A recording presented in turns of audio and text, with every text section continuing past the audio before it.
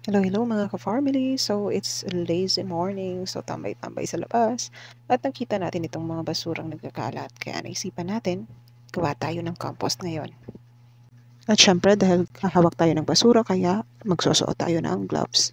So, we have to make sure na yung mga basurang gagamitin natin ay mga nabubulok. Kaya, pinipili natin dyan yung mga plastics at pinaghihiwa-hiwalay natin. Ito naman ay mga carbon-rich materials or mga brown materials na importante para makontrol natin yung amoy ng compost. Yung brown materials natin, ito yung source ng carbon. Kadalasan silang tuyo na nakakatulong upang sumipsip sa mga sobrang moisture galing sa green materials. Sila ang nagbibigay ng earthy smell sa compost. Ito naman ang mga pinaghalo-halo kong green at brown materials na tinakpan ko ng lupa. Nagdadagdag tayo ng lupa sa compost dahil ito ay pinagmumulan ng microorganism. Meron kasing mga natural na bacteria at fungi na naninirahan dito. Nakakatulong din ang lupa upang matakpan ang mabahong bahagi ng kitchen waste.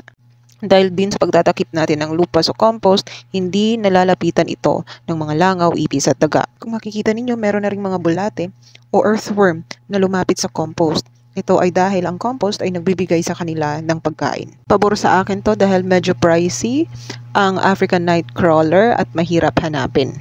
Dahil sa mga bulating ito, unti-unti nating magagawang vermicast ang ating compost. Kung napanood mo ang una kong reel, nabanggit ko na doon kung ano ang vermicast. Kung hindi mo pa napapanood, maaari mong balikan para mas maintindihan mo kung ano nga ba ang vermicast and its difference between compost and leaf mold soil. Kung meron kang katanungan, pwede mo siyang i-comment sa comment section para magawa natin ng reel sa susunod. Don't forget to follow para updated ka sa iba pang farming tips at organic practices. Thank you for watching. Like, share, and subscribe for more video.